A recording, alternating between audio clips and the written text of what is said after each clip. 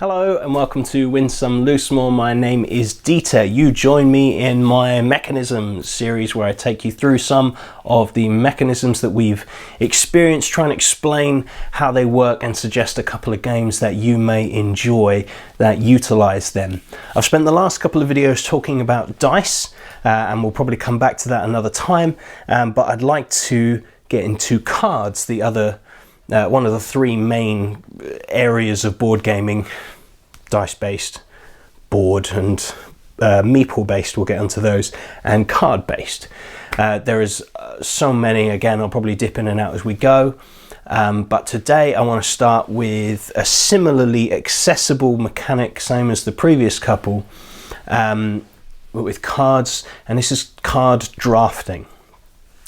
Now, I'm probably going to split this across two videos because there are lots of forms of drafting, but there are two main ones that I want to look at. And today I'm going to look at what is known as, I call it this, I'm sure I've picked it up from other people, so I lay no claim to this. Pick and pass is a form of drafting. Now, drafting in general just means getting some of what you want out of a large pool. You get some, I get some, and it works that way. And one of the main ways that's used in both card and tile games, I'll talk about one of those in a minute, is this idea of pick and pass, that I and you and everyone playing simultaneously has a hand of cards, let's say. So say I'll mention one with tiles in a minute, 7, however many it is, and I pick one of them that I want, that I'm going to add to my whatever I'm doing with it, depends on the game, and then I pass the remaining 6 to the person on my left or right, depending on the game, depending on the round, it varies. And similarly, the person next to me has done the same and so passed me 6 cards. Usually we then reveal our card so that there was no I wait for you to pick to see what you've picked. Everybody does it secretly and then reveals. We action that if we need to, then we pick up the new cards. I choose another one, pass it on, and that happens. So I just pick one, pass one, grab the new lot, pick one, pass one, grab the new lot, and then you end up with either a tableau and a still image, a picture of the thing that you've created out of those, or you've created a hand of actions. Maybe it varies from game to game, but this is a really simple drafting mechanism that we have enjoyed immensely. One of the main reasons it's so successful is because it is simultaneous, because everyone's doing it all at the same time.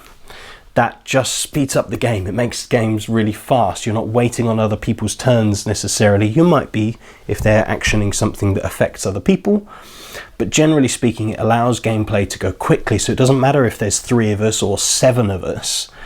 It plays in a similar amount of time. You know games are going to be fast and hopefully therefore fun. A really good one for this, a really simple one that we love a lot, is called Sushi Go. This is about as pure pick and pass as you're going to get. It's generally about set collection, which is another card mechanism we'll talk about another time, but briefly, if you get multiples of the same kind of card, it's better for you. Now in Sushi Go there's different size sets that you're trying to get, so some of them, for every 2 you have, you get this many points. For this one, if you have the most, you get this points, that kind of thing.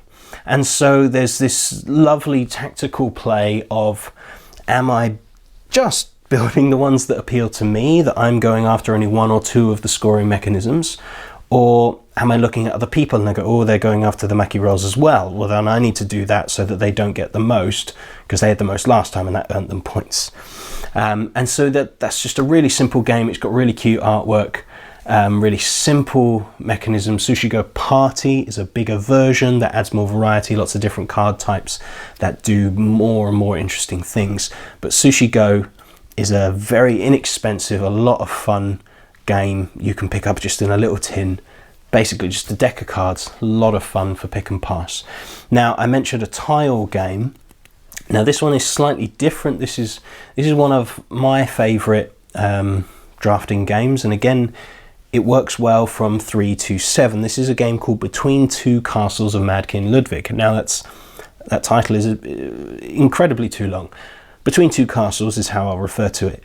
And instead of cards that you're passing around, you've got a stack of tiles. Again, it might be 7, I don't remember, it's been a couple of months since we played it. But instead now of me just wanting to build my own thing, I'm building something with the person on my left and right. And so once I've chosen, it's not just I action that thing. What I've chosen doesn't just affect me anymore, it affects what we're doing, me with this person, me with this person. And so then there's discussion about how we place it. And so that just adds an extra layer to the simple sushi go, pick, I want that one, there you go, pick that one. I might actually choose not to pick one because I want the person on my left to pick it next turn, because it will benefit us more if I place this one first. And so it just adds an extra level of thinking, so I really enjoy that one. Another good one, Tides of Time, because Kirsty and I predominantly just play 2-player a lot. Drafting doesn't always work. Sushi Go works, it's okay. Between two castles fundamentally does not. If you want to play 2-player, you have to have a fake third person, what we call a dummy player, and I play for them one round, Kirsty plays for them another round, and it's okay, it works, but we're not big fans of dummy players. We're dummy enough. And so Tides of Time, sorry, that's what I'm talking about, is a 2-player only drafting game. It's far fewer cards, and each round they score and you get to keep one for the rest of the game. There's only 3 rounds, so you do it, you score that collection of cards that you've drafted, but then I choose to keep one forever for the rest of the game, and then I choose to remove one from the game. So I may have kept one, I see the one that you're keeping and go, oh, this one would benefit you, okay, let's get rid of that. So I get to affect then the pool of cards, and then 4 new ones come into the possible ones that are drafted.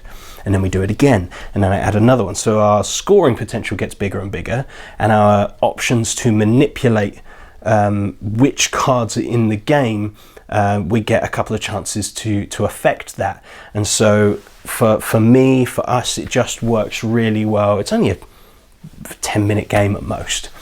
But as pick and pass goes, Sushi Go, Between Two Castles and Tides of Time are excellent fun for us, for large groups, for more social groups, and then just the two of us works really well. Please do put suggestions below. I know some of you may think of Seven Wonders. It's a very popular drafting game that supposedly sort of originated it. It didn't quite. There was a couple around at the time, but it's the one that made it very popular. And so do put your suggestions of games that you enjoy, or why you do or don't like drafting. And as I say, there's another kind of core category of drafting that I want to talk about next time, but we'll come on to that. Until then, do subscribe to the channel so you stay updated when we put out new content. You can follow us on social media. We are on Instagram primarily, but also Twitter and Facebook as well. I look forward to hearing from you and seeing you again. I've been Dieter for Win Some Loosemore. Goodbye.